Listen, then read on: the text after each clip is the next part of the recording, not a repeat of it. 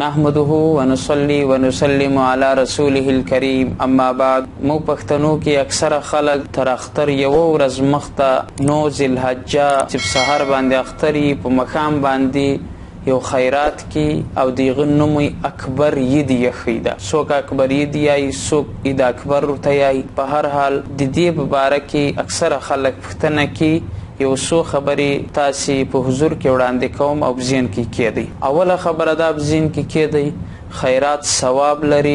د دې خیرات ثوابونه ټولو مړو ته بخل روا دي، جایز دي، ښه کار ده.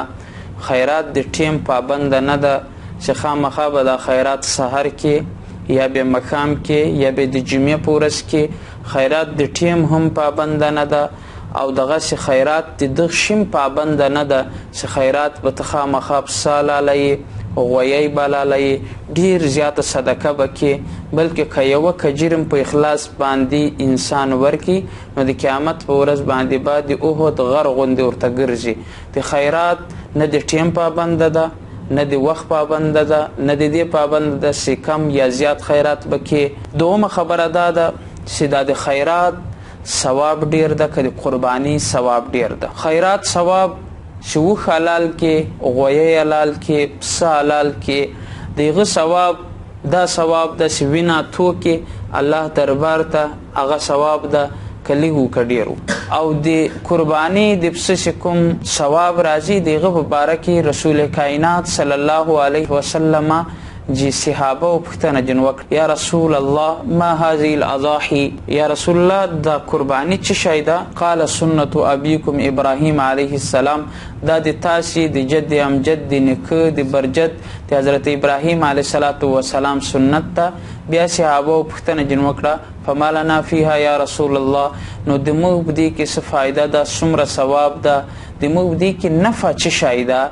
رسول کائنات صلی الله علیه وسلم ورته فرمایل بكل شعرة حسنه، د قربانی پس دومره ثواب لري چې الله رب العزت د قربانی په هر وخت باندې سب د پس جسم باندې ولاړي د هر وخت په بدله کې یو نیکی ورکوي. نو د خیرات په باره کې بالکل دا حکم نسته د رسول الله صلی الله علیه وسلم چې د هر وخت په بدله کې الله تعالی یو نیکی ورکوي، خو د قربانی پس دومره ثواب لري چې هغه د هر وخت په بدله کې الله تعالی په هغه په بدله کې یو نیکی ورکوي. نو بله خبره دا ده چې د قربانی په پس باندې جسم باندې څومره وختان ولاړ دي کروړه او پلکه موږ یې نسو ګڼلی، موږ د خپل یېرې د خپل بریتوب وختان نسو ګڼلی.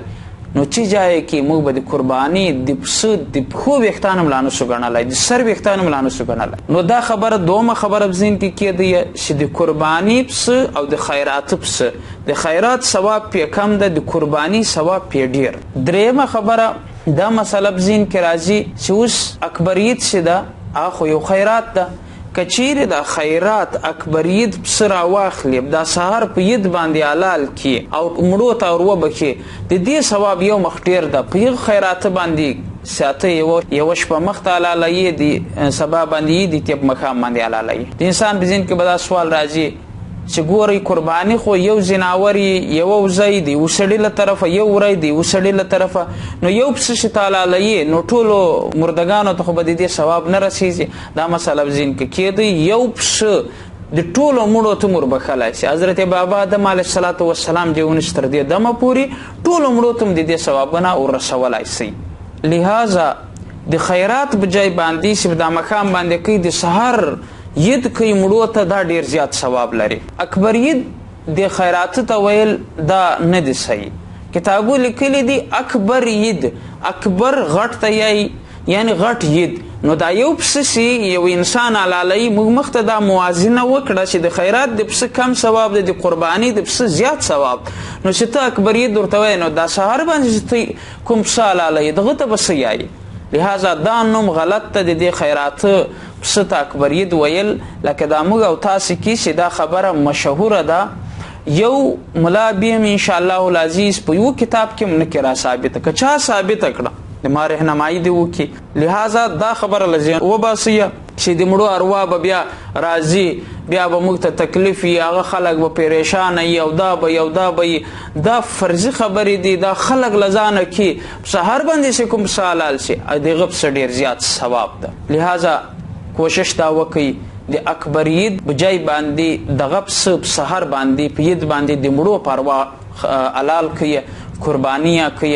الله تعالی کړی دا د ماله طرفه ټول امت ته د دې ثوابونه ورسوي. الله تعالی ان الله علی کل شیء قدیر، هر سړي ته به پوره ثوابونه ورسوي، تا ته هم دغومره انشاءالله العزیز ثواب ملاویږي.